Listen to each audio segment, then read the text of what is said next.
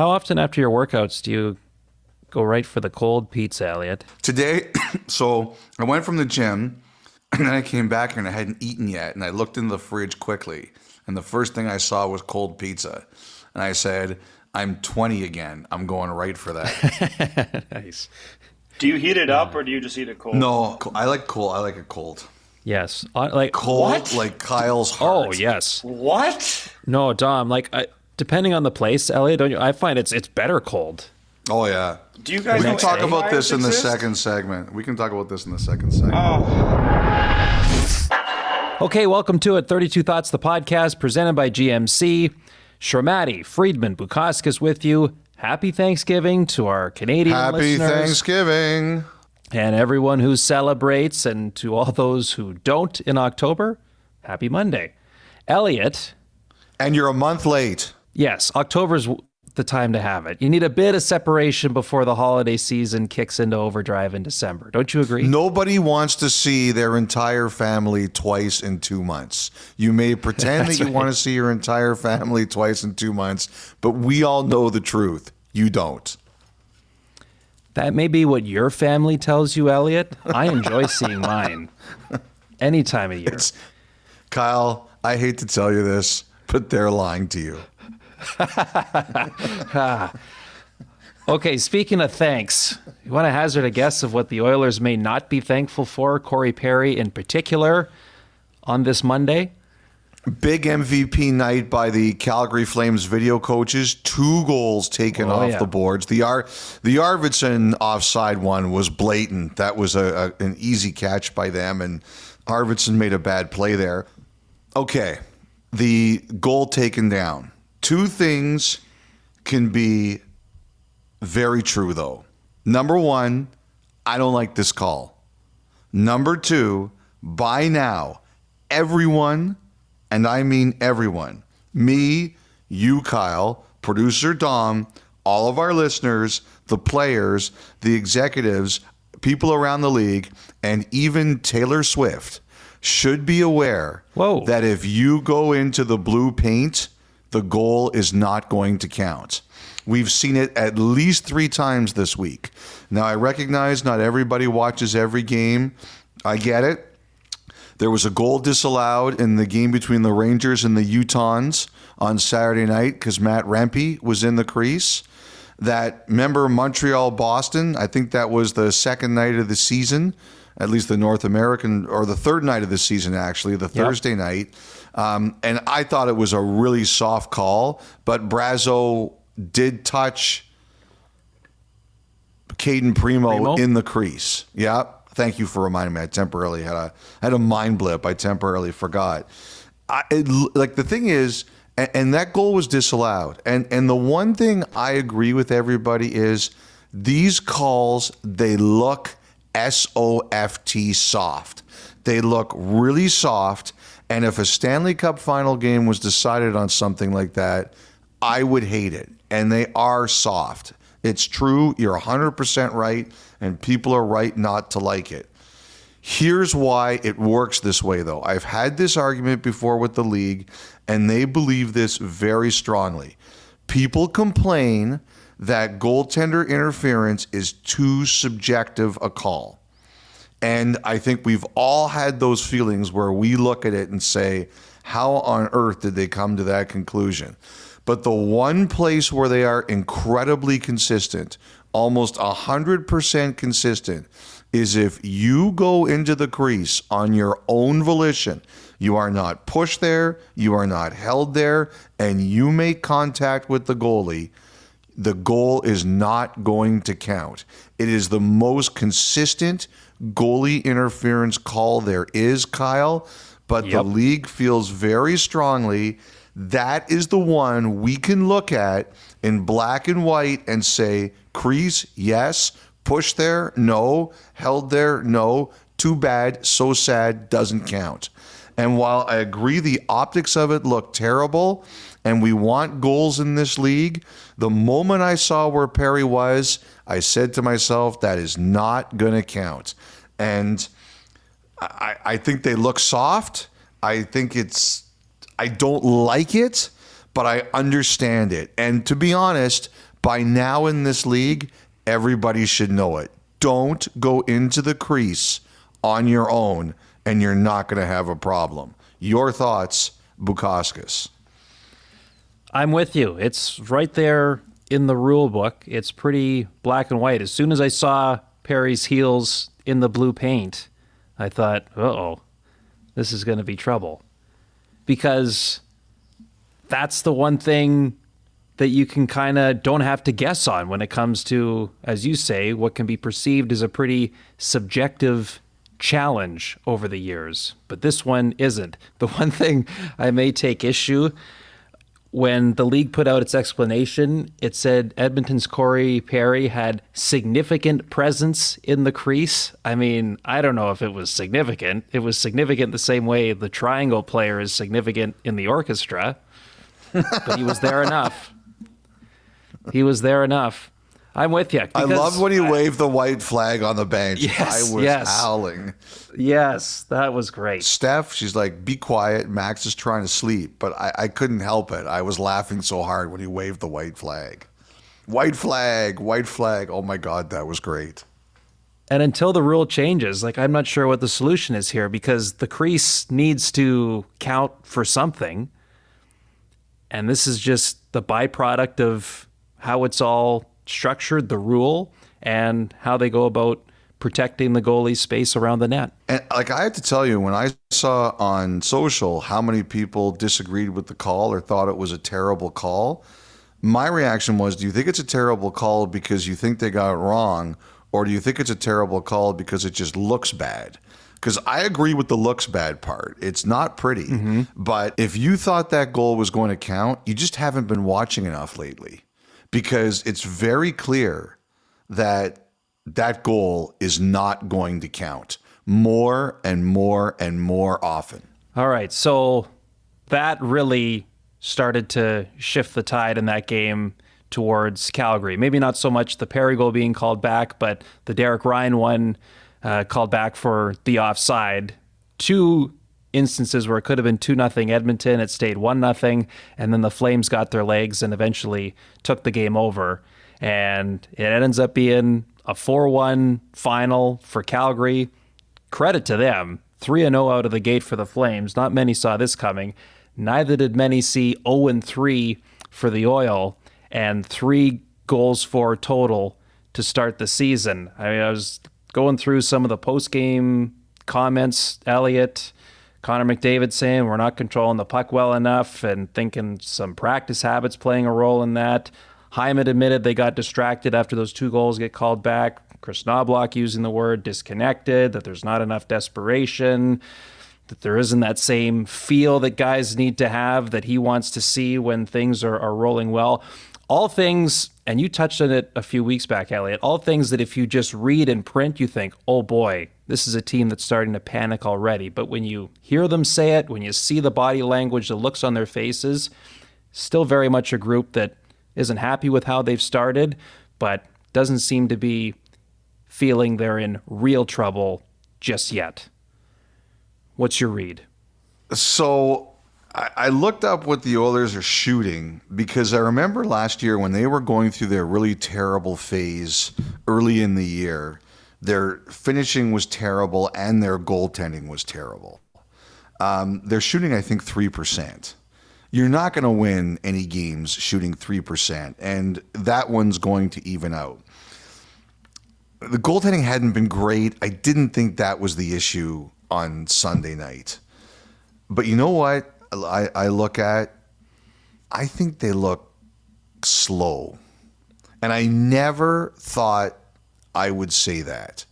But I don't know if it's purely a speed thing, Kyle, or it's a moving the puck quickly thing. Like, one thing that's very clear early on is that they're having trouble sorting out their defense pairs.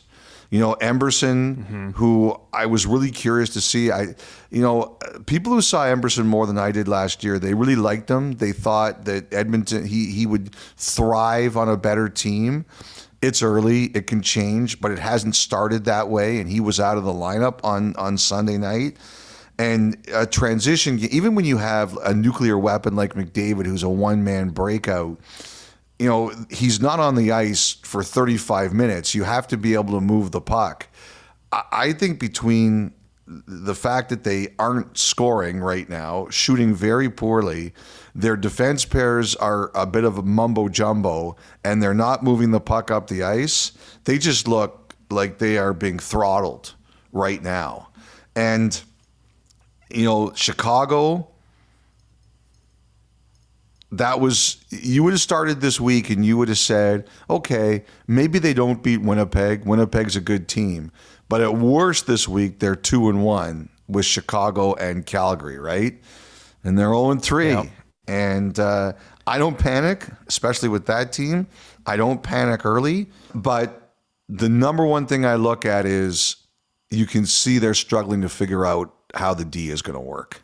And the forwards, too. I mean, Knoblauch had the top six moving around as the game went on, trying to find something to click. Jeff Skinner started the night there. Victor Arvidsson was up with Draisaitl and McDavid towards the end as they were pushing to try to get something going.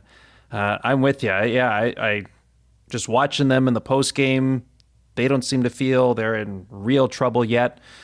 I feel similar, but nothing seems to be coming naturally through 3 games, which is a bit of a surprise. I know they were in a similar spot last season, but given what they went through the rest of the way, I'm a little bit surprised. I will say that. When McDavid said enough about last week, I was like, okay, they're coming out 10-0. Yeah. Nope. They just want to make all the Sportsnet predictors look bad. That's what their goal is here. I think this is all, we hate the media and we want them to make them look terrible. So we got Calgary 3-0, the Jets are 3-0, the Utahns are 3-0, Dallas is 3-0, Vegas is 3-0. I think Calgary, no question, most surprising team. They're playing hard. They're playing really hard, and that Justin Kirkland, what a fantastic story. 10 years since he's been drafted, gets a huge point with the goal. I thought they were going to have to rip that smile off his face with a crowbar. Just a fantastic smile on his face right now. And the Flames, there's no quit in them. You take a look at their games. They could have folded against Vancouver, didn't. That was the best possible first night outcome for them because it gave them confidence. There were times they could have fallen apart against the Flyers, didn't. And again, there were times that they could have fallen apart against the Oilers and didn't. Like, the one thing about that team is, John Tortorella, his rule always with his young teams is, and he did with the Flyers last year, is forget the scoreboard, just play. That's what Ryan Husk has got the Flames doing. It's forget the scoreboard, just play. No matter what happens, go. And they're going. And I'll tell you this, Craig Conroy's told his guys, settle down. We're going to see how this is going to go. I think, depending on how all this season goes, I think one of the most lusted after players is going to be Rasmus Andersson. That, if Calgary ever gets to a point where they say, okay, we'll listen to this, GMs are going to be chasing after that guy like you chase after hair gel.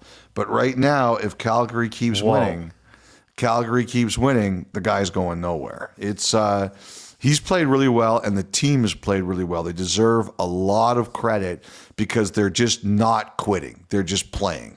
Kirkland had a heck of a post-game interview with our Gene Principe, too.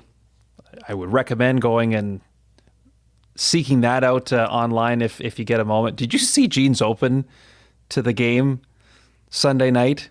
I saw it later. I was watching the end of Winnipeg and Minnesota, so I didn't see it. But believe me, I got texts about it, and I was like, okay, I better go look this up. In the boxing, boxing, phenomenal. Yeah. And from the Prince of Puns to the Prince of Punch on the robe, I just thought every year you're wondering how is he going to one up himself, and one week in he's already managed to do it. So well done, Gino, out of the gate. And how come when I want my hair to look like that, it looks terrible, and his looks good?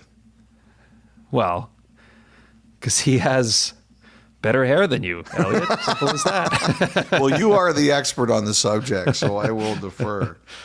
Well, so you were watching the end of the Winnipeg, Minnesota game. That Mark Scheifele goal late in the first period. It's funny. So Toronto, Pittsburgh on Saturday, late in the second, the Leafs get a power play face-off with just over 2 seconds remaining, and Craig Simpson in the booth kind of makes a comment, it might be tough to get a shot off the draw because they had Matthews at the top of the circle waiting for it. And sure enough, they got it off, and Marner switched hands. He went left-handed. Right. It was brilliant play. Brilliant play. Blomqvist had to make a save on it, but he did. And then similar scenario, but only the Jets pull the goalie to go 6-on-5, and man, what a release by Scheifele. Well, he's off to a great start, and they're off to a great start. The one thing about that is I love that play. I scream for it on broadcast. Pull the goalie, pull the goalie. It goes back to the 2019 final when, this was a Stanley Cup final game. Bruce Cassidy did it. I think there were 5 seconds left in a period, that's right. The Bruins pulled their goalie, Tuukka Rask, against the Blues. And the next day I asked him, what's the time limit? And he said that the Bruins tested it in practice, that they would see how long it took someone to shoot down the other end of the ice. And they were pretty much 5 seconds is about as much as they would be willing to do it for, and probably even less. If I remember correctly, he even joked with his shot, he would have given it 10 seconds, but with a good player's shot, it was 5 seconds or less.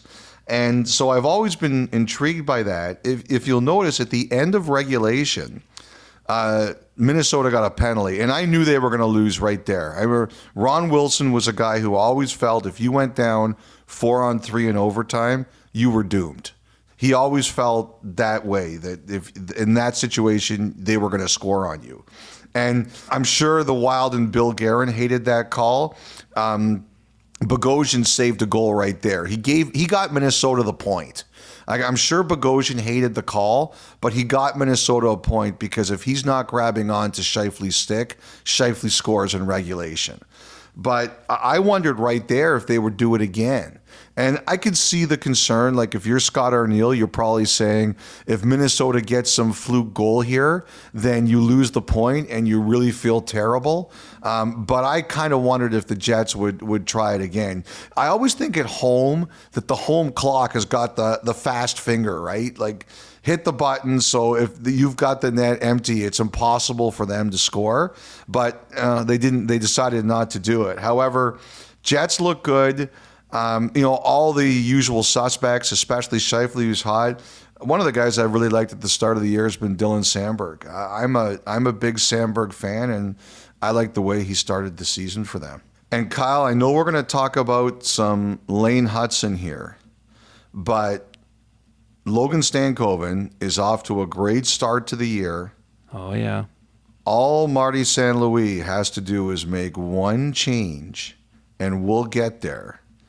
And Lane Hutson might just get a stranglehold on this Calder race. Okay, so why don't we talk a little Montreal then? First hockey night in Canada of the season on Saturday. The all-Canadian matchup was the Canadiens hosting the Senators. The Sens had the Habs number for a while, 9 straight wins against them coming into Saturday night, but it was Montreal prevailing. 2 more goals for Cole Caulfield. You mentioned Lane Hutson, couple more assists, another dynamite performance for Sam Montembeault. He's allowed just 1 goal in 2 starts out of the gate here.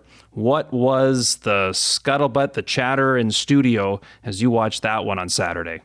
This is what matters here, Kyle. Humanity needs and deserves meaningful Montreal-Ottawa games. I might be asking too much of the world's various higher powers or deities to demand a playoff series at this point in time. I don't know that we're going to get that. But what we need is 1 or 2 extremely meaningful end-of-season games between the Canadiens and the Senators, because these 2 teams, they hate each other. The fan bases hate each other. And what makes big games better? Hate. We need love, more love in the world in general, but around major sporting events, it is okay to have hate, and you can feel coming off your TV screen, your iPad screen, your phone screen, whichever, your projector screen, whichever screen you look at, you can feel the hate just burning out of the arena whenever these two teams play and whenever their fans are engaged with each other. That whole thing with Hudson and Tkachuk, where Hudson's doing all the head fakes and Tkachuk gets annoyed and he snaps at the bench at the end. That play itself, like, it's such a harmless play. It's funny, but it's harmless. But the way he's looking at them at the bench, you can tell they hate each other. And Montreal, it's never a rivalry when one team is dominating. That's over. Montreal finally got their win against the Senators. Now, Kyle, it's really on. By my check, Elliotte, they play once in February, they play again in March, and they play again in April. Please, That's good. please, said Sabrina Carpenter, let those games mean something. I'm with you on this, Kyle. A big game between these two teams. You remember years ago they played in a playoff series. That was the one where Eric Greiba hit Lars Eller, and oh yeah, man, that was a mean series. That was a mean series. Hudson, the thing right now is I picked Mishkov to win the Calder Trophy. At some point in time, this guy's going to end up on the number one power play. I'm really curious to see. They're already calling for it. I know. Like, game 2. The Canadian fans are like, St. Louis, what are you doing? Put him on the number one. Like, you can tell on some level, St. Louis doesn't want to make this too much too soon. But an elite offensive mind like him, how long is he going to wait? And Mishkov's good. He's really good, and it's still early. We're only a weekend in. But if you put Hudson on that first power play, and he's going to have his struggles, he's going to accumulate points. And you know what? Like, the people who picked Hudson and the Canadians players were at the forefront of that. They were the ones telling everybody, this guy's going to do great things. I got to tell you, Hudson gets on that power play, Kyle, he's going to be tough to beat. He's going to be really, really tough to beat for that Calder. It was fascinating, even opening night against Toronto, right away. I know he played the 2 games at the end of last year, but right away, Elliotte, you could tell he had earned respect in terms of the Leafs players backing off at times because they didn't want to be put on a poster with how he moves and shakes around the ice. It was really something to watch. Game number 1 of the season. Also, so Caulfield, 4 goals. Yeah. Is he becoming like the right shot version of Draisaitl and Matthews in terms of doing damage from 3 feet in from the goal line? That goal he scored from that spot. Also, the goal he scored, like, Ullmark gave him no room, and he still blew it by him. Like, that is the difference in this league now. Like, all these skilled coaches and all these young scorers. It used to be goalies played the percentages. I'm going to leave you this open because you can't hit that. Now everybody can hit it. That's the problem now. Like, a goalie leaves any hole, and all these shooters can hit it. I think Caulfield, he's super dangerous. It's a great comparison. It really fits. You need a bit more of a resume before you can claim that, but he's certainly. But you know what, Kyle? What you're right about is that he's sending notice that he's going to be that guy. Like one of the things you're going to see with power plays and penalty killing now is that, when you're on the penalty kill, you say, okay, we're taking away your best play, and we're going to try to take away your second best play. That's what penalty killing is, right? That's the goal. And now teams are more aggressive than ever. But ultimately, you try to take away the best play. That's what's going to happen with Caulfield now. Teams are going to look at this and say, how are they setting this up, and how are we going to take that away? And maybe you can't because he's just too good, or maybe they find something else that now you're going to have to work and deal with. But it's up there. I'll say this too. Ottawa, There's got to be a lot of broken ankles up by your neck of the woods, Kyle, because they win that game against Florida and they look really good. Boy, did those Senators fans online jump off the bandwagon quickly. Like the ERs of Ottawa have to be full of people getting x-rays of broken ankles and taped up, and like the city's got to be out of crutches. You cannot jump off the bandwagon that quickly. That's too soon. You can't live life a roller coaster like that. It's bad for your mental health. One great win, one tough loss. The whole goal in life, people, is to let that emotional wave be as close to a straight line as possible. Too soon. Did you put your Senators pajamas away, Kyle? Hold on. I'm not the one that's been touting them as a playoff team from the beginning of the preseason. I should be asking you that question. I hope you didn't jump off their bandwagon. No, I did not. It's too early, and I do not own Senators pajamas. Yeah, just because I live in the area, it doesn't come when you purchase your mortgage, a pair of Senators pajamas. I'll have you know. I figured it was like osmosis, like it just seeps into you. Right down the Ottawa River. Okay, so a great first night between the Sens and the Habs, and unfortunately now we got to wait till February, I believe, till their next meeting. But as we talked about, that's good. Hopefully, the later the better. Later the better. It's well worth the wait. There's a lot of goalie news again to talk about here, Elliotte. We went through a number of things last week on the podcast. Why don't we start with Ville Husso in Detroit? Put on waivers on Sunday. Played just the one game so far this year, the home opener against Pittsburgh. Tough one, given up 4. They lost to the Penguins that night. How surprised were you to see his name on the wire? I was very surprised. Like, there are times during the year where a name comes on the waiver wire and you're like, woo? like Scooby Doo, like that kind of thing. I thought that was Tim Allen. I thought that was a Tim Allen sound. No, I was not a big Home Improvement guy. Like that. Yeah. I hope that one sounded better. But you look at it, like I remember years ago when the Kings put Mike Richards on, or a couple of years ago when the Sharks put Evander Kane on and tried to terminate his contract. There's things you look at and you're like, wow, like you're not expecting to see that. And Husso was right there. When I saw it, it surprised me. And there is a bit of a cap reason to this. Christian Fischer got hurt on Saturday night in their win over Nashville, and they need to call up someone. So, yes, it makes sense. They've got 3 goalies. Cam Talbot got the shutout. They've got Alex Lyon there who bailed them out last season. And Alex Lyon is the bailout king. Teams get in trouble. He shows up. He allows them to float above water. I really like watching Lyon play.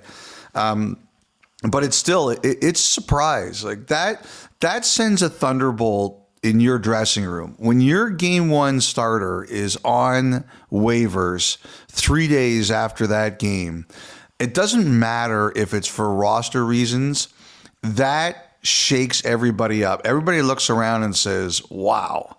And I have no doubt that is exactly what Steve Yzerman wanted. That he would do that, not only for the obvious cap reasons, but to let people know that there are fewer sacred cows here than you think there are. And he's not afraid to do things like that. Now, I went back and I rewatched some of that just after the announcement came, and there was one goal that was bad, but there were some other goals where the breakdowns around him were really bad. But this is a league where performance matters, and Yzerman is sending a message. I don't expect Husso to get claimed. I wouldn't be surprised if we see him back pretty soon. Derek Lalonde has been pretty clear that they're going to go through a 3-goalie rotation, and right now, after a shutout over Nashville, Talbot absolutely deserves a bit of runway here, as much as they can give him. But boy, as I said, like that's a thunderbolt. That will send a message to the Red Wings, the players, their fans, that Yzerman is not joking around this season. And the thing that's really interesting to me about that is that he has been quoted in the past, like he said, I don't know if we're a playoff team yet. And I wonder if he thinks, or they think as an organization, that took the foot off the gas pedal a bit. That maybe the players sometimes hear that and they say, oh, our manager thinks we're not ready yet. And Yzerman's saying, okay, whatever I may have said about that, I'm not tolerating this. And I expect better than what I saw opening night. Like we said, much better game 2. It's a shutout in Nashville. That's an accomplishment. Can't but yeah, but Yzerman, he does things for a reason. He sure does. Okay, so I was in Toronto on Saturday night, Leafs and Penguins, the Leafs home opener, and you were at the morning skate. How was the crowd as well? How was the crowd? It was a typical Saturday night in Toronto, Elliotte. I'll give you that. It was a typical Saturday night in Toronto. I mean, they seemed kind of quiet. Well, and I think just the long lead up, you could tell the players weren't exactly wired at the level they wanted to be. I'm speaking of the Maple Leafs. Like, Penguins came out great, and then I thought Toronto took the game over in periods 2 and 3 slowly but surely. But we're at the morning skate, and you're kind of wondering what the lineups were going to look like. There were a couple of questions, right? John Tavares had the illness. We saw Brian Rust out. He hadn't played yet to that point in the season, dealing with an injury. I remember I was having a couple of conversations with some people with the Penguins just about the goaltending, because Joel Blomqvist won his first game in Detroit Thursday, and the sense was they probably go back to Tristan Jarry, but they didn't. They went with the kid, and should probably point out, at the end of last season, Elliotte, I mean, Jarry lost his net as they made a push to try to get in the playoffs. It was Alex Nedeljkovic. He's coming back from an injury.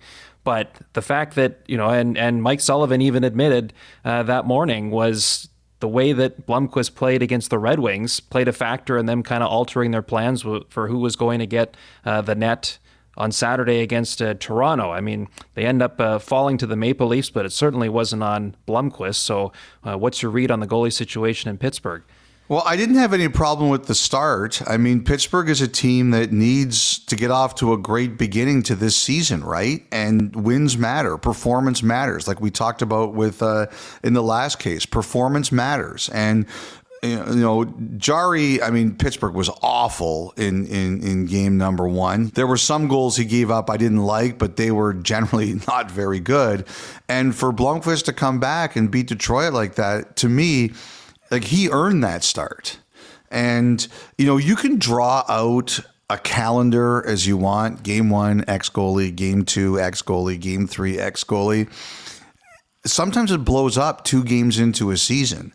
Players know who deserves to start, and Blomqvist winning that game, I thought it was a perfectly reasonable decision for Sullivan to make. He wants W's. That's what he cares about. He wants to win. The thing to me that's interesting about Jarry is he's signed 5x5 before last season, and you look at him last year. I think the Penguins have at times considered their options here. And so I think that has been going on where, they've had him out there or they've talked to other teams about him. I mean, obviously nothing has happened, but it's occurred. And as you mentioned, Nedeljkovic took over late. They really like Blomqvist. I have to tell you, I was talking to a guy who sees a lot of Scranton Wilkes-Barre yesterday, because when I heard he was starting, I figured, okay, who might know this guy or who might have seen this guy? And I called someone who sees the AHL Penguins a lot, and he's a huge fan. Like, he really likes this Blomqvist. He saw him quite a bit last year. So, and when he heard he was starting, he said, that guy can play. And so the question becomes, how much of a load can he handle right now? Jarry, he had 6 shutouts last year. That was one of the best numbers in the league. And he had a save percentage right around the league average. Those are good numbers. Like, you look at the numbers and you say, I like that. But there's an inconsistency to him. and he's one of those guys. He gets hurt too, and just by the fact I heard his name kind of talked about a bit, I think with the Penguins, it's kind of like we like Jari, but we want to see more. We want to see him be a bit more dependable, and that's not putting him on waivers like they did with Husso. But to me, that was a little bit of, we don't mind if he's a little bit insecure about his position. We don't want him to be comfortable in thinking, I'm the guy. He has to make sure he keeps that designation. That's what that said to me about what Sullivan was doing. And it was one of those rare mornings too, Elliotte, where, both the Leafs and the Penguins had the day off the day before, so it was full morning skate, both sides. I don't know about you, but I was talking to Mike Zeisberger, the longtime sports writer, about it. The Penguins come onto the ice, Sidney Crosby appears from the tunnel, and you can hear kids that were in the building there screaming his name. And kids that, again, may not have even been born when he won his last Stanley Cup in 2017, but the guy still moves the needle. Is there something about, though the Penguins are aging, maybe their best years as a group, as a core, are behind them, but there's something about when they roll into town, even in 2024. I do. I know what, and I hope that never leaves me, Kyle. The fandom, just loving hockey and loving going to see the morning skates like I do. I hope that never goes away. My cynicism never takes over me completely, like it's taken over Kevin Bieksa. You see. You see him skate in, and Malkin, Letang, Carlson, they all still have this aura about them, particularly Crosby. He's the one. And Crosby, he still does the scrum at his stall, and he'll talk to a couple people afterwards. And I think he wants to win really badly always, but he generally just seems really at peace with himself. And yeah. I'm with you. When he rolls in and they roll in behind him, to me, it's very much a thing. You know who I understand has got a little bit of this growing now is Bedard. Oh yeah. Someone told me this, and I checked it. Apparently, his Q rating among kids is bonkers. That the amount of young people who follow Bedard content or his games or what he does, that was a great commercial the NHL did last week, the young kids commercial. That was as good an ad as the NHL has ever done. And Bedard being in the middle of it, that was not an accident. Crosby is still very much the Pied Piper, and I think he always will be the standard bearer. But I also think with him, Bedard is, and he's still young and he's still new, and I can understand people, they probably don't want all this stuff thrown at him right away. But I have heard the young audience behind him is... they are loyal and they are big, big fans. And the league's going to be in good hands with him for a long time. And you can see watching him play, he's tired of losing. And not tired of losing in a bad way, but tired of losing like when he scored against Edmonton on Saturday night, let's freaking go. And them talking about no more moral... Yeah, that's true. I can't. Once we're independent, we can say the real word. When you work for a big corporation, you have to be a bit more careful. But them talking about no more moral victories, he's driven. And there was a play. I can't remember what period it was in, Kyle. There was a play where he was open, cross ice, and he wanted the puck, and he didn't get it. Whoever had the puck took a shot. And it didn't go in. They didn't score. And the camera lingered on Bedard for a second. And you can tell he's disappointed, but he doesn't slam his stick down or roll his eyes. It's just like a brief shrug. Okay. and then let's on to the next play. Because if his body English was bad and he was mad at his teammate about that, it would be on every highlight show forever. But it was just a momentary flicker of, I kind of would have wanted that pass, but nothing like embarrassing a teammate, that you would look at and say, blow it up all over the highlights. And watching Crosby on Saturday night, walking into the building and seeing him in the morning, and watching Bedard at night, and I wasn't there, but you watch him play, you see it. Like, I don't know about you, but I really see it. I think there's a lot of similarity there. Yeah, I agree. And that NHL ad you brought up may have been the best one since Alex Ovechkin ordering a bunch of room service to Crosby's room. Hi, I'd like to order some food. How many people in the room? Just me. 3 pizza, 4 chicken fingers, 2 meatloaf dinner. Dude, I got the balloon. 6 large french fries. I need some sausage. 5 lobsters, lots of ketchup. Chicken corn dog, Canadian bacon, 6 Pepsi. No, just lager. That's it. My name? Sidney Crosby. Ovechkin. It's funny. You know what? It's funny. We're on the same wavelength. I thought about that one too. I really did. Yeah. I will say too, I mean, for an aging Penguins core, as we talked about a lot, I thought Evgeny Malkin looked fantastic Saturday night. 800 career assists the game before, and then I think career point 1,300 he got against the Maple Leafs. He looked like he was moving really well. Good legs to start the year. And he's 2 goals away from 500 too. He's at 498, so it's a milestone month for him. But you know these guys, you know what they want. They want the W's, and you know it's like they just don't have a large margin for error, Kyle. Like that first Toronto goal, like when they completely blew the play.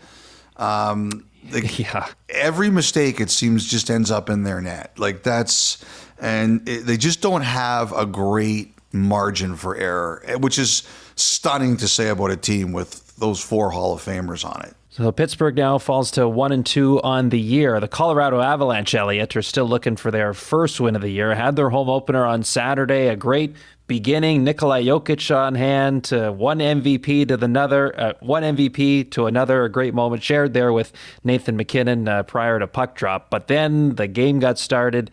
Alexander Georgiev pulled for a second straight night. He has given up 8 goals on 25 shots to start the season. But you wanted to point out how Jared Bednar came right to his defense post-game. Yes, I thought that was really well done, saying he's our guy, and we see this as a mental thing right now. Look, whether or not Jared Bednar believes it, you've got to come right out and say it. You do not open the door a crack. You say, unless you think it's over, you come right out and you slam the door shut and you say, we're going to help him work through it, which is basically what he did. Now, they claimed Kaapo Kähkönen on waivers from Winnipeg, so I'm curious to see what all of this is going to mean. And we'll talk about the waiver week that was in a few minutes. But, I wondered when they picked up Kähkönen, what exactly is this going to mean? But for now, it's Georgiev. He's their guy. I assume, unless they say he's taking a week off to practice, like the Leafs did with Samsonov last year, I assume he's starting their next game. But, I think Colorado's another team right now. Like, they're the elite of the elite. They've got unbelievable players, but they're another team because of all the injuries. Their margins are really slim right now. And we have seen 2 games where every mistake has ended up against their net. And the thing about Columbus, too, and we're going to talk about Columbus later because you're going there this week, but I don't know about you, Kyle, but when Colorado tied that game after Georgiev got pulled, I thought they were going to win 9-3. I thought they were just going to blow Columbus out of the building. And then Noonan got beat quick. And, you can see it right now. Colorado has... It's always weird to me when really good teams show vulnerability, but you could see it with Colorado that they're like, uh-oh, we can't get a save here. And I thought they really tightened up. And as happy as MacKinnon was at the beginning of the game. They didn't tell him Jokic was coming. It was a great surprise.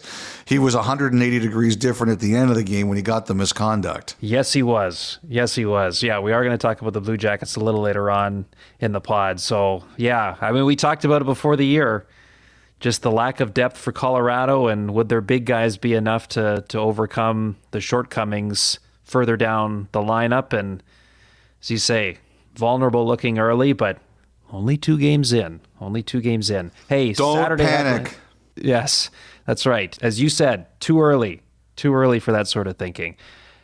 First edition of Saturday Headlines, you and Ron McLean on Hockey Night in the second intermission. Among the things you talk about, no surprise, Igor Shesterkin, as you touched on with Ron. Obviously, neither side loved the fact that some numbers went public last week, but you believe there's still a path to a resolution here in season? I do. A couple of things. Number one, I think Shesterkin was really unhappy that got out. Good for media, bad for Shesterkin. I don't think he liked it very much. Some people compared it to Neely.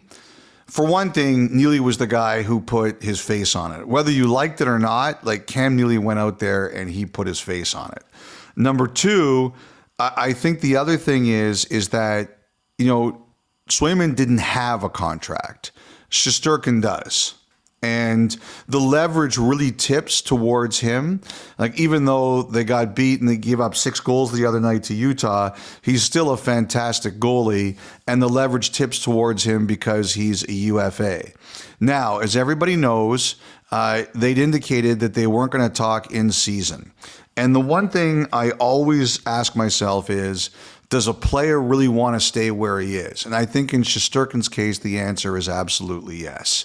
So with that knowledge, if the Rangers hit the number during the season, I just can't, and the agent takes it to him, I just can't see him saying no. I can't. Like, if I didn't think he wanted to be there, like, even as annoyed as he is about the fact this got out, you can still work past that, right? Ultimately, do you want to be there? I think the answer is yes. So it's going to be incumbent during the season on the Rangers to hit the number. I'll say this, Kyle. I had one executive tell me on the weekend, his attempt to try to solve this would be offer Shesterkin $1 more than Panarin and see what happened. That's a pretty interesting move, because it would satisfy what they were after in a lot of ways. Yep. Technically. Yes, it would. I like it. That's a great one. Hey, before we move on, anything you wanted to say on Elias Pettersson's start to the year in Vancouver? Give me a week. Let's see this week. Boy, big break for, very fortunate for the Canucks too that Myers wasn't hurt worse. When I first saw, just like Barkov, when I first saw those two, Barkov and Stützle, I thought both those guys, I was hoping they were going to get up. And then when Myers left the game, I was really worried about him too. Good injury news on the weekend. In both of those cases, I was really happy to see. Okay, so Elliotte, as you say, we're going to talk about the week that was on the waiver wire, particularly Raphael Lavoie and the back and forth between Vegas and Edmonton. But there was a number of thought line submissions with questions around all of that. So we'll save that talk for then a little later on in the pod. But how about the Anaheim Ducks and Trevor Zegras in particular? So they shut out the San Jose Sharks 2-0.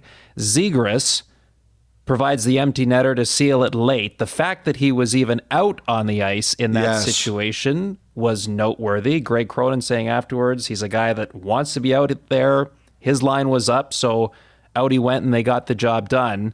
What do you read into all of that? Well, I think that's important. I thought it was important Anaheim did that, because if you demand something from a player and they have demanded that Zegras change the way he plays, then you also have to give the player a chance to prove it and be rewarded. Like, that's trust to me. To me, that's trust. That's Anaheim saying, Trevor, we're asking you something, but to Zegras, that should say, all right, we're going to see, okay, you're trying. We're going to give you the opportunity to do it, and not just do it lip service, like actually do it, which they did. Like I thought that was really big. I saw the end of that game, and I was like, when they scored, I said, "Is that Zegras out there?"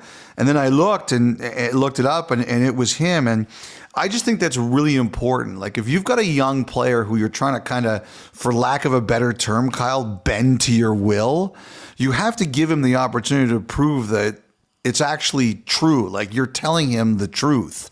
So I thought that was really huge. I think the other thing too is, I don't think there was a lot of action around Zegras in terms of trade after the draft.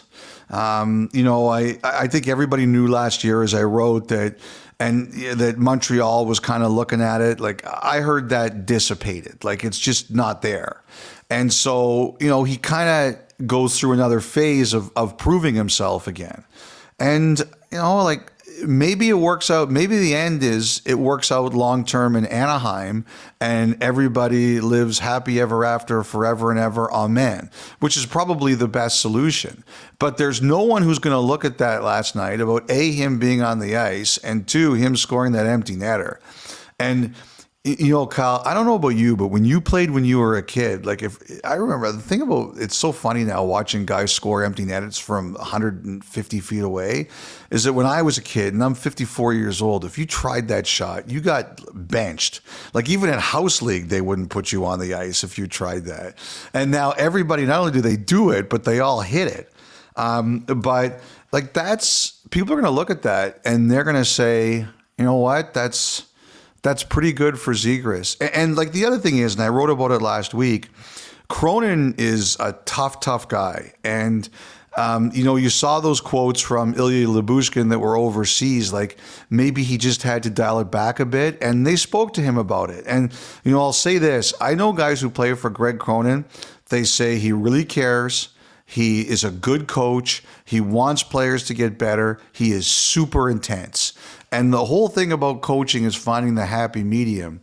And the thing about that is you can look at that and you can say he demanded something of a player and the player got rewarded. And to me, that's what coaching is all about. It has to be like that. So small thing, but big thing for Zegras. Good early steps for Anaheim. I was looking, Pavel Mintyukov played 25 minutes that night too, nearly half the game for the second-year defenseman. They love those kids. Yes, they do. And you can see why when you're starting to see some dividends being paid off, though it is early there too. Why don't we get now to the final thought, which is presented by GMC. So Elliotte, the Toronto Maple Leafs, 2 wins and a loss the first week of the year. They go into New Jersey against their former coach, victorious there, and 4-2 winners over the Pittsburgh Penguins on Saturday. A lot of talk post-game about how quickly it seems that how Craig Berube wants them to play and the players going out and executing that style has kind of come together. Surely there's going to be some growing pains along the way yet. What's been your read on the Leafs in the early going and Austin Matthews as he's begun season number 1 as the captain? One of the things that made me laugh last night was, I don't know, because you're in the pregame, you're meandering around. Did you see Kevin's breakdown of the way Toronto plays defense? I heard it. I didn't see it. Okay, so he looked really tiny on the green screen. And yeah. So someone sent me a movie poster of The Incredible Shrinking Woman, which, that's my generation. That's like Lily Tomlin from 1978. But I was laughing pretty hard. And someone said it reminded them of the old Willy Wonka where the kid gets sucked into the TV. Like Kevin Mike just TV. looked tiny. That's Mike TV, exactly. Yeah. So I was laughing, but the thing about Toronto is we did their first exhibition game and they had a lot of coverage mistakes. And I remember Justin Bourne watching it and saying, oh boy, like they don't know what Berube wants them to do yet.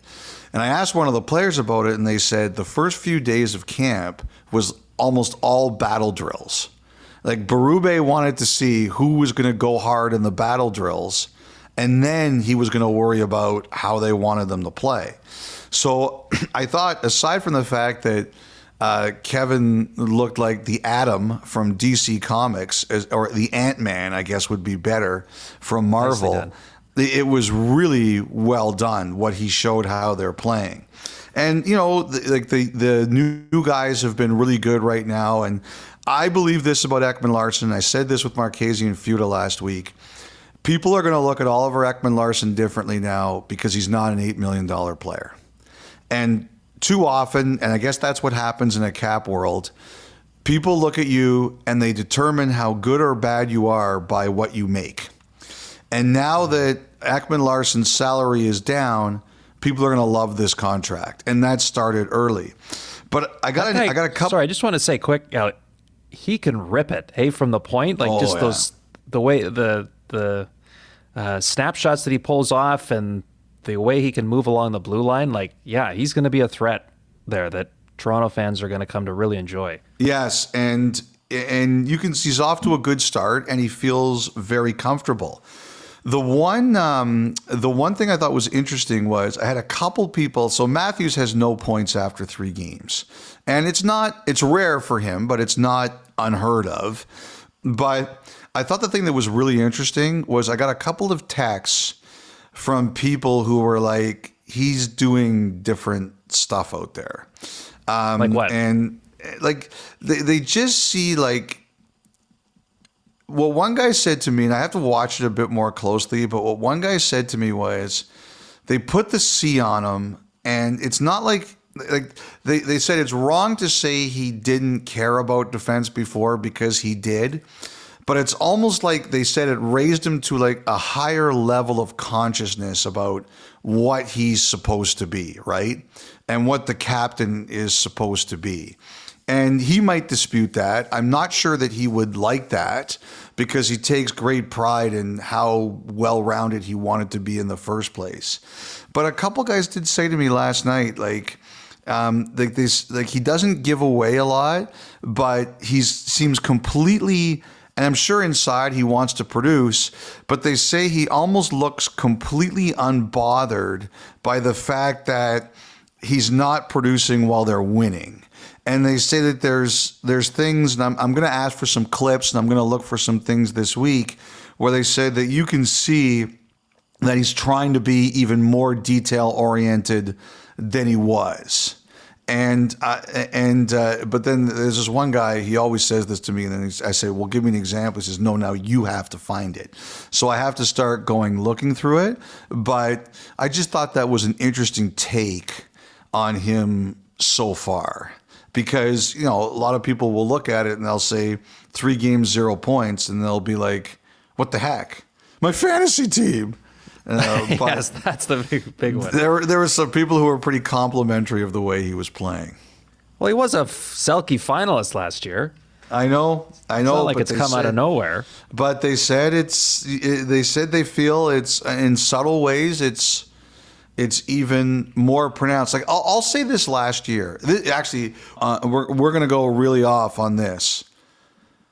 There have been moments in voting over the last couple of years where some people, and I have a vote, and I know you do too, where some people have said to me that they've had real issues. And one of them was Matthews last year. They said he has improved, but he's not one of the best defensive forwards in the NHL. And another one was, I think I've mentioned this before on the pod, the Erik Karlsson year where he won the Norris. They felt it was way too lopsided, and that it didn't deserve to be as lopsided as it was. But there have been a couple, and one of the people who in particular thought that it was too much too soon last year said it's early, but he's noticing even more positive differences. I believe that there needs to be more of a player involvement on voting for the awards. They need more of a say. I do. I know they do the Ted Lindsay Award, but I think in the grand scheme of things, you're going to get fired from voting. It's an incredible honor to do, and it's it is. You take it absolutely serious because this is the history of the game. But because of all that, they know best. And I think they need to have more of a say overall. What would you do then? Just out of curiosity. I wonder, like, is there a way to break it down in terms of certain amount of players? And I guess that becomes the top part, but there's, I don't know if a committee is something that you would go with, but you've got X number of media or those that from the Professional Writers Association that have votes. You have players that weigh in as well. I just feel more of a balance, I think, would be huge because, as I say, they know best and they talk, they watch. I think that would be helpful in helping ensure the right people are in the mix for these major awards. Well, a couple things about that. I think for the most part, especially since the voting is public right now, I think the voting has really improved. I think that was the best thing that the professional hockey writers did was they made the votes public because you can't hide. You cannot hide. And if you get something wrong, everybody knows it. And I think that has really... I think that's really improved the voting process. Like, as I said, people who disagree, it's their opinion, which is totally fine. Doesn't always make it right, but it's their opinion, which is totally fine. Like I said, the public nature of the voting has made it a lot better. And I will tell you this. I believe very strongly that if the NHL does change it, which is, again, their right, it's their awards, it has to stay public. I believe that anybody who votes on these awards, their ballot should be public, whether it's an executive, a player, a media member, it should be out there. And I'll tell you why I believe that. A few years ago, there was a Vezina race, and the GMs vote on the Vezina, and a few GMs believed that there was a vote that was done a certain way to give players some votes that would benefit one of the other goalies. And it bothered them. Like a few guys reached out to me to say that a couple years later, I was talking with a couple of the managers about it, and because there were some managers who believed that maybe things should change, and I said, "Are you guys willing to put your names to it?" And because it should be, it should be that way. It should be public. And they told me about that one particular story, and they said they weren't sure that the managers would be willing to put their names to it. That's the only thing I think. I think if it's whoever votes, after it's over, their vote should be public. I agree. Votes should always be public, just like our terrible takes on this little podcast, Elliotte. Everything should stay in line. That's right. That picture of me holding the Sens playoffs, it's out there. Exactly. It's public. You're holding yourself accountable, Elliotte. No one can rip you for that, regardless of how all of this plays out. That was the final thought presented by GMC. When we come back, the Thought Line. More 32 Thoughts after this.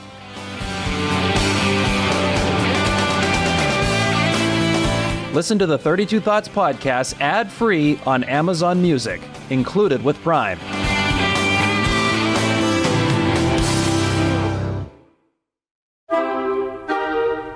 Okay, time for hockey's favorite audience participation segment. It's the Thought Line. A reminder, the phone number to call, 1-833-311-3232. 32 Thoughts at sportsnet.ca. Before we get started, Elliotte, you started something last week with your numerical realization in San Jose. Yes, and once again, thank you to all of our great listeners who submitted other examples. I love that you guys do that. I really do, and we appreciate it. So here's what was submitted to us. And at the top of the list, I'm going to shout out an ex-user, Joe Edward, and he actually included the score sheet saying the Canadiens' 10,000th goal was scored by number 95, Sergei Berezin, assisted by number 94, Yannick Perreault, and number 93, Doug Gilmour. Wow. Now, David Alter, who covers the Maple Leafs, and will never age. The guy looks like he's 17 years old still. He said that line was on the ice when Doug Gilmour took that famous penalty with the misconduct where he smashed the door and the glass broke, and he did not break character. He just stared straight ahead as the glass smashed. He said it was 95, 94, and 93. I would also shout out Jeff Murdoch from the Oilers, Anderson 9, Tikkanen 10, Messier 11. That would be another example. Bill Todhunter, sequential numbers on a line. Florida Panthers, 9, 10, 11 as well. Bennett, Duclair, Huberdeau a couple of years ago. And Jordan Drieger, he said he remembers the Jets having a line of Ehlers, Roslovic, Laine, 27, 28, and 29. I cannot verify all of those, but they all sound good, so we're counting them. Once again, we appreciate the great listeners and your fact-checking. Yes. I also saw one from Ben Wright, the Hanson brothers, of course. Who could forget 16, 17, and 18? We got a few on the thought line as well. Trent Frederick, Craig Smith, and Charlie Coyle in Boston. And this oldie from the Nordiques, 789, Robbie Fatorik, Mark Tardif, and Real Cloutier. Wow. Yeah. Cloutier was a big scorer. I like Cloutier. When I was a kid, he was a really good pool player for me. Great numbers. Thanks for all those. Yes, thank you. All over it. So let's kick off today's edition with Josh, an Oilers fan in Calgary. So this was one of many submissions regarding Raphael Lavoie and his journey over the last couple of weeks. Hello, Kyle, Elliotte, Dom, and Cam. Shout out Canberra. With Raphael Lavoie being waived for a third time in 5 days, I was wondering if there are any limitations on the number of times a player can be placed on waivers. Hypothetically, if the player were to be claimed and waived a fourth time, could the Oilers reclaim him again? Does he at some point become waiver ineligible? It has to be tough for the player that could be the member of 3 or more different teams in the matter of a week or so. Yes, is there an end point at any time of the waiver carousel, Elliotte? No, there really isn't. If you're eligible to be waived, you can be waived at any time. So there were a couple of recent cases. One of them was Eric Comrie. Eric Comrie was a member of the Winnipeg Jets in January of 2021. He was put on waivers. New Jersey claimed him. And then a month later, he was put on waivers and Winnipeg claimed him. Brian Burke was at the morning skate on Saturday, and he brought up one from I never remembered this one, but he told me about it. In 2003, Wade Brookbank. He started the year with the Ottawa Senators. Nashville claimed him in the waiver draft, which no longer exists, but they used to have a draft for waivers, and Nashville claimed him. On December 17th, he was traded from Nashville to Vancouver. 2 days later, he was put on waivers, and Ottawa took him. Then Ottawa traded him to Florida, and on January 3rd, the Panthers put him on waivers, and Berkey claimed him back. So Berkey and John Muckler from Ottawa were having a waiver thing with Wade Brookbank. And all of this is perfectly legal, if not infuriating. Now, this was tough for Lavoie. He basically sat in his hotel in Edmonton for 3 days, figuring out what was going to happen with him. So Edmonton put him on waivers. Vegas claimed him. And if you'll remember, Vegas had 3 players on waivers the day before, and they thought they were going to lose 1 or 2 of them. And they did. They lost Aston Reese to Columbus. And they were worried they might lose another guy, so they made 2 claims. They claimed Lavoie and they claimed Cole Schwindt, who they kept. Now, all of a sudden, because they gained 2 and lost 1, they had 1 guy too many. They opted to keep Schwindt. They put Lavoie back on waivers. Edmonton claimed him. but so did somebody else. And we'll get to that in a second. But because if Edmonton had been the only team to claim him, they could have sent him down to the American Hockey League. And since they weren't, they had to put him back on waivers again. And this time, Vegas claimed him, and the mystery other team did not. And so Vegas got to send him to Henderson of the American Hockey League. And thankfully for Lavoie, this nightmare was over.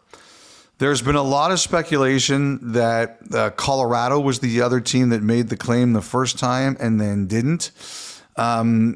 I don't know that that's the case. Some people have hinted to me that they don't believe it to be true. I have wondered, and I don't know, but I have wondered if the other team was Dallas, because Dallas had some injuries at the beginning of the year. Their 13th forward was Oscar Bach, who earned his spot, but I kind of wondered if they thought Lavoie might be an improvement on that. And then obviously Dallas could have changed their mind. Like, people are like, Vegas conspired with someone to screw around with Edmonton here. I don't buy that for a second. Number one, Colorado is not helping Vegas. Like, those two teams are the fiercest of rivals. There's no way that anyone at Vegas is calling up Colorado and saying, can you claim this guy so we can laugh at Edmonton? Like, it's a good story, but that's not happening. I think it was a team that made a claim initially because they had some roster thinness and then changed their minds. And the two teams, who that would be behind Edmonton in the waiver order, again, there was some denial it was Colorado. Dallas was the team I wondered about. Now, I was talking with Phil LeCavalier, who represents Lavoie, and we were talking about solutions. Obviously, this doesn't happen often, but as we talked about with Comrie and Brookbank, it happens. And some of the things that we were kind of talking about is if they wanted to fix this in the CBA, one of the things that you could do is, and I really like this idea, is that if a team puts a player on waivers, like Edmonton put Lavoie, the second time around, they have to go last. It shouldn't be in the standings. That Edmonton would have to go when Vegas puts them back on waivers, Edmonton would have to be the last claim. Therefore, if Lavoie had another place to go kickstart his career, he would be awarded there. And if Edmonton made a claim and they were the last team, they would immediately get to send him down to the minors. I actually really liked that idea. I thought it made a lot of sense to me. The other one we talked about was if you get claimed, you have to be on the roster for, a week, 10 days, pick a time. The only challenge with that one is if you've got a cap problem, it could walk you into a bigger cap problem. Could see how teams wouldn't want to do that. But I like the idea of if one of the guys you put on waivers, say in the last 30 days, is put back on, you drop to last in the order no matter where you are in the standings. I like that. I like that idea. I think that's a good idea. And I think it should be put in the next CBA. That's a really fascinating one. So, Josh, thank you for the question. And problem solved. You were not. That's what we're here for. We solve the world's problems, at least when it comes to the waiver wire. Josh, thanks for the question. And as they say, you were not the only one after the week it was for Raphael Lavoie. Up next, Ethan of New Jersey by way of Massachusetts. Hello, Kai L. Dom. Oh, boy. Long time, first time. I don't know if that one's going to stick. No, but we appreciate the effort. Ethan says, as a right-handed catching goaltender, I always root for the, as he puts it, full right goalies in the league. With the Capitals tandem this year being Logan Thompson and Charlie Lindgren, it got me wondering how many full right goalie tandems have occurred in league history. The last one I can remember was Steve Mason and Michael Hutchinson with the Jets several years back, but I have to imagine there have been at least a couple more. Go Bruins. So that definitely was one for a brief period of time as Hutchinson was kind of up and down from the Moose to the Jets that year. I don't have the exact total Elliotte, first off, are there any that come to your mind? Off the top of my head, I can't think of any. So the good folks at Sportsnet Stats say the last time a team opened a season with two right-handed goalies on their roster was the 2010-2011 Columbus Blue Jackets, Steve Mason and Matthew Gaudreau. But it is rare. That's really rare. Let me just add to that, Kyle. Gaudreau did it twice. In Edmonton, he was teamed briefly with Jeff Drouin Delorier, who was also a right-handed catcher. So Gaudreau wasn't just a rookie doing it in Columbus. He was a veteran of the double right-handed grabbing team. Thank you for the question, Ethan. Great question. Right, great questions. Okay, next. John from Vaughan. That's kind of fun. Hello, Elliotte and Kyle. Big Maple Leafs and Penguins fan because of Crosby. I love listening to you guys on my commute when I'm bored at work and going for runs while I train for marathons. Man. Well, I'm here to cure your boredom. That's got to be the ultimate test. That's got to be the ultimate test. Training for a marathon and pushing through having to listen to us yammer on in your ears. If you can get through that, 42.2 kilometers doesn't seem so bad. So John asks, I was wondering if you could explain how performance bonuses affect a team's cap space. Thanks, and keep up the great work.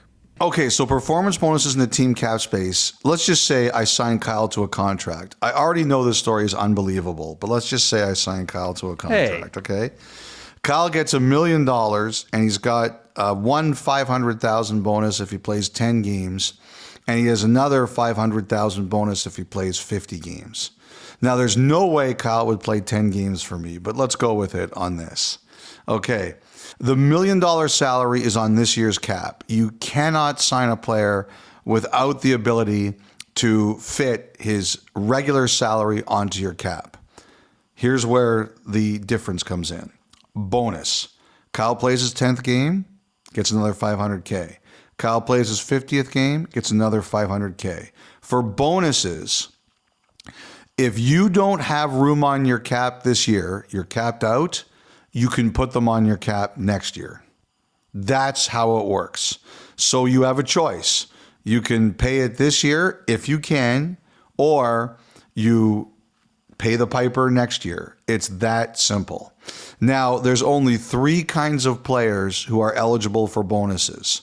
Number 1, entry-level contracts, bonuses. Over 35 contracts, bonuses. The other one is for players who spent a significant amount of time injured. And for example, in Toronto, Max Pacioretty qualified for that. He's been so badly injured the last couple of years, unfortunately, that you can give him bonuses. So his salary counts against the cap this year. If he gets the $625,000 or $626,000 bonuses and the Maple Leafs don't have room for it this year, it will come off next year's cap. Very good. John, thank you for that.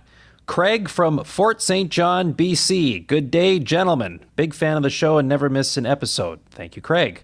I have an idea for the NHL draft every year. This is right up your alley, Freege. Okay. The Stanley Cup champs of that season should start the draft off by selecting which team they would like to face opening night of the regular season at their barn. I Just love this. And possibly a great way to market opening night. I know love this it. would be something you would be all I love for. It. I love it. Like when Shawn Michaels called out The Undertaker to go toe-to-toe once again at WrestleMania 26. That kind of promo-style moment to kick off the draft would be awesome. I am totally for this. This is one of the greatest ideas that has ever appeared on this podcast, and notice it didn't come from anyone who hosts it. I do think teams should get to pick who opens. 100%. Yeah. You should get to pick who sees you raise the banner. 1,000,000,000%. Well done, Craig. 1,000,000,000%. Nice job, Craig. Great stuff. You are now NHL VP ideas. Go for it. Now, I have to say this, Craig. I do think surreptitiously the NHL has tried this at like not the announcement at the draft, but I do think they do a better job now of saying who can we make this really interesting for. Now, Yes. I know it's sometimes they've backed away from it, but Florida-Boston this year was a pretty good call. I will give them that. Great stuff, Craig. Thank Great you idea, though. for the Great submission. idea.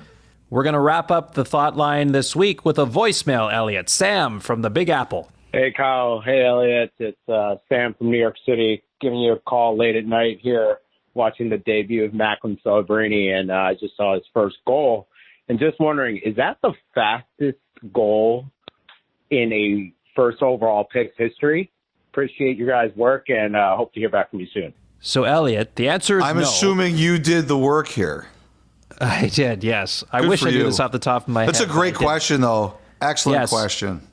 So the answer is no, but he's the second fastest. Would you know who the first is? Okay.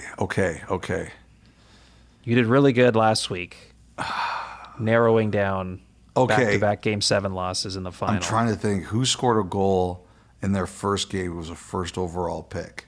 Is it anybody in recent memory?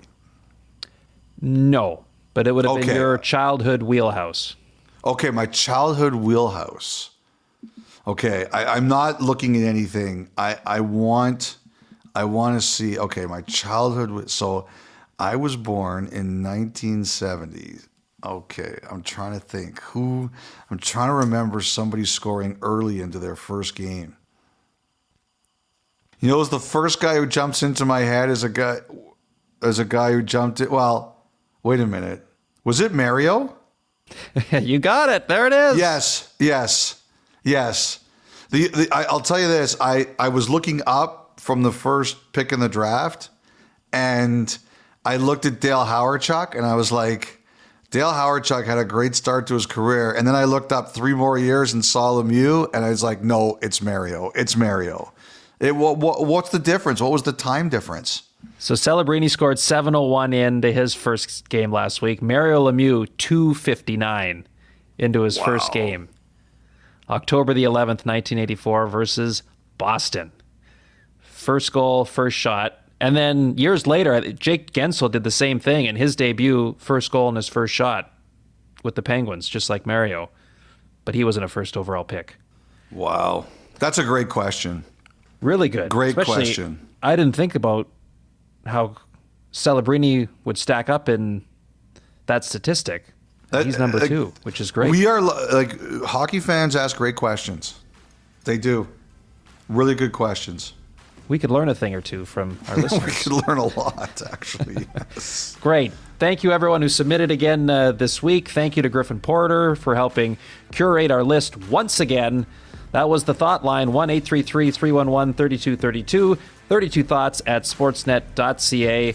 More podcasts when we return.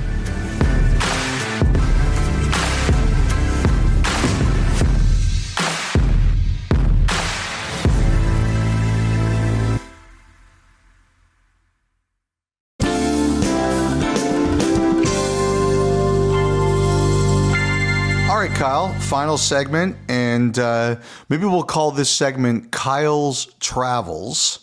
You're going home for a couple of days quickly, but then you are going to Columbus for Tuesday night's home opener in what is sure to be a very, very emotional night. Yes, Elliotte. So the Blue Jackets have their home opener Tuesday night. The Florida Panthers are in town. So Sam Bennett, Matthew Tkachuk, who of course played with Johnny Gaudreau for a number of years in Calgary, they'll be in the building for it.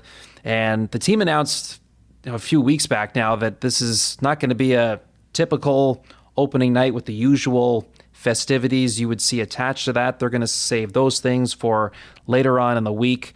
Tuesday night's going to be for honoring the life of Johnny Gaudreau and his brother Matthew. So all the fans in attendance, they're going to receive a number 13 patch as they come into Nationwide Arena, just like the ones that the players are wearing on their jerseys.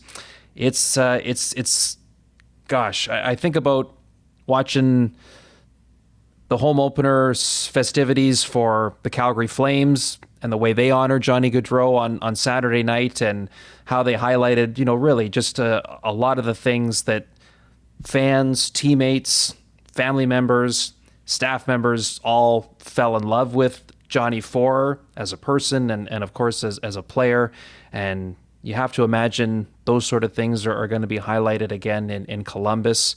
It's going to be an emotional one, no question. Like, you shared the photo there on Saturday of Sean Monahan, who got the new Player of the Game award that the Blue Jackets are doing this season, the donkey cap, which is a nod to Johnny, because that was one of the go-to chirps he would have for his buddies, right? Calling them a donkey, and the number 13 stitched onto the side there. Monahan iced the game against Colorado there with the empty net goal, and a neat moment of him, explaining the significance behind their Player of a Game award this season. So I don't want to say I'm looking forward to it necessarily, of course, but you think about just some of the beautiful words that have been said already about Johnny and his brother Matthew, from teammates to his family members and beyond.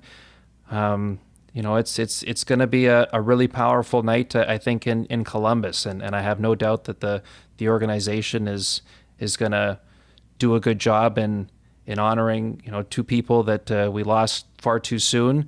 It's going to be a hard one to get through, but no doubt a powerful evening for everyone there that's going to experience it. Yeah, I know exactly what you're saying about, you don't want to say you're looking forward to being there, but because it is the wrong phrase to use, but I understand that you want to experience the emotions of that night, because the hockey world has done such a great job honoring him. And I'm with you. When I saw the donkey hat, I thought that was brilliant, like just brilliant work by the Blue Jackets and their players.